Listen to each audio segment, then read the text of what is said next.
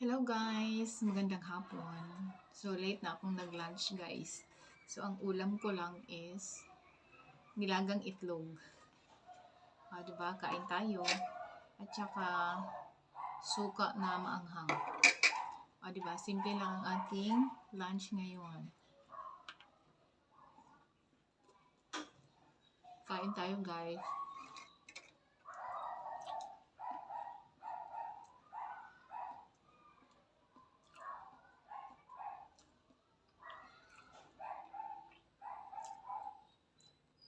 Abunda kasi kami ngayon sa mga itlog. Kasi may dumating na 20 ka tray na double yolk na itlog. So, ibebenta namin yun. So, nabenta na namin yung iba, 2 tray na lang ang natira. At saka reserve na din yan. So, considered sold na yung aming 20 tray na double yolk na itlog. Tapos, nag-iwan lang kami ng isang tray para pang konsumo namin dito sa bahay.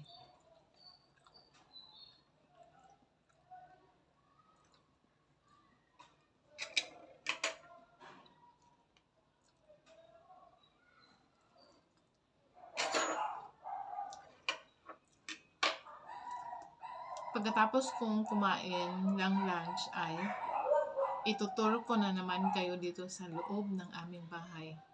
Kung ano na ang nangyari sa aming bubong, sa aming atip. Atip ba tawag ng atop? Hindi ko talaga alam kung anong Tagalog ng atop sa Bisaya.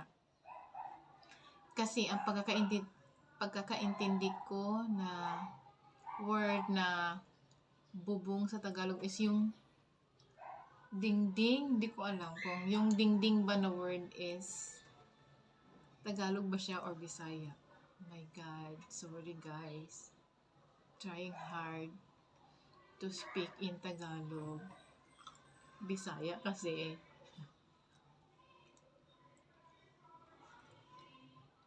So, ganun. So, itutur ko kayo pagkatapos kong kumain dito sa loob ng aming bahay. Kung ano na ang nangyari dito sa loob ng aming bahay. Charot. Part 2. Ito ang video na to ay tour sa loob ng bahay part 2. Diba? See you later guys.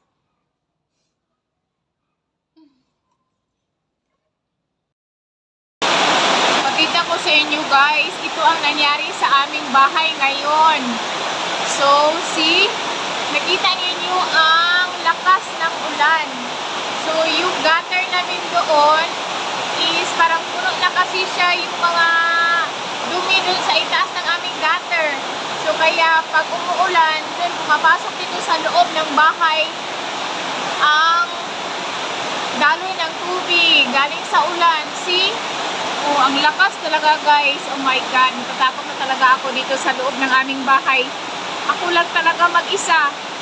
So, nag-ano na lang ako niyan. Oh, sa kasalukuyan ngayon, ako ay nagbibideo dito sa mga pangyayari dito sa aming bahay. Ang lakas kasi ng ulan. Tapos yan, oh, doon sa dulo. Oh my God, Lord. Pahinto na ang ulan, please. Kasi grabe talaga ang pumapasok na tubig dito sa aming bahay. So, ayan. Oh, napuno na ang ating timba. Oh my God.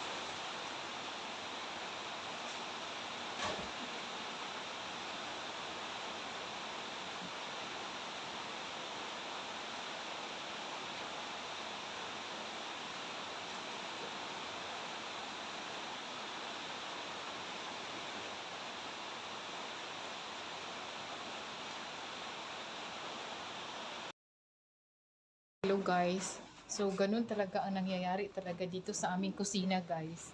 Dahil sa lakas ng ulan at saka sa lakas ng hangin. So tumutulo talaga dito. Tatagos talaga doon sa aming gutter. Kasi yung gutter na yan is napuno na kasi siya ng mga dumi ng mga laya ng dahon na pumupunta dyan. So malakas ang hangin kasi doon sa likod ng aming bahay is meron kasing mga puno ng mga rambutan. So pag malakas ang hangin, so lumipad dito ang mga dahong laya. So napupunta doon sa gutter namin. Yung sandayong namin dito sa bubong ng aming kusina. Kaya gano'n, natakot talaga ako kanina kasi super duper lakas talaga ng daloy ng tubig. Oh my God. So, gano'n talaga. Buti na lang huminto agad ang ulan ngayon. So, gano'n ang mga pangyayari dito sa bahay, especially sa aming kusina. Natakot talaga ako kasi ako lang mag-isa. Kararating lang ng aking delivery ng aming mga materials para renovation dito sa aming bahay. See? Buti na lang talaga, oh. Huminto na ang ulan. So, patuloy natin sa ating video ngayon. So, ituturo ko na lang kayo dito sa aming bahay, guys. So, ito kasi ang nangyayari sa aming bahay kasi for renovation pa kasi ang aming bahay. So, tingnan mo naman, nakatiwangwang pa dyan ang aming mga wirings. Especially dito, nakakatakot na talaga, di ba? At saka dito rin, banda. So, hindi pa rin ito fully furnished. So, ayan. Umalis na ang delivery truck. So, dito sa loob, tingnan mo naman ang dito sa gilid ng pangpintuan. So, hindi pa talaga siya, diba? So, minsan, nagka-crack pa yan. May mga bumabagsak pa ng mga semento. So, ayan. Tapos, dito naman sa aming sala, makikita mo, diba? Yung namin, yung alkuba namin. So, butas na talaga siya. Kasi marupok na ang mga plywood na naman dito sa aming alkuba. So, yan. Yan. So, ayan. Yan, makikita mo. Tapos, dito naman sa aming kwarto, 'di ba? Nabubulol na naman ako sa aking pagtatagalog. See? 'Di ba? As in, marupok na talaga siya. Ang aming kisame. See? Grabe talaga. So, dito, mas lalo na naman dito, banda ng aming sandayong or gutter. So, ayan, tumutulo din yan. Kaya nilagyan ko yan ng styrofoam. Dito rin, dahil dito, malanta na talaga siya. Lata na talaga ang aming kisame. So, dito na naman kami. Naglagay din ako ng isang styrofoam dyan. So, ganun ang mga pangyayari dito sa loob ng bahay. Kaya kung uulan talaga, my God, nakakatakot. Diba? So, ganun. So, dito rin, O, ito rin. Bracing lang talaga namin to temporary para pangsangga doon sa aming kisame. So, ayan. Grabe, super duper. So, tingnan dito sa aming kusina.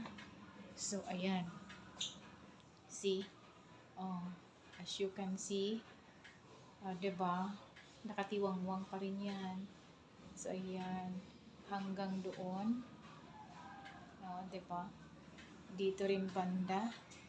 Oh, see, nakatiwangwang talaga siya. So, sige.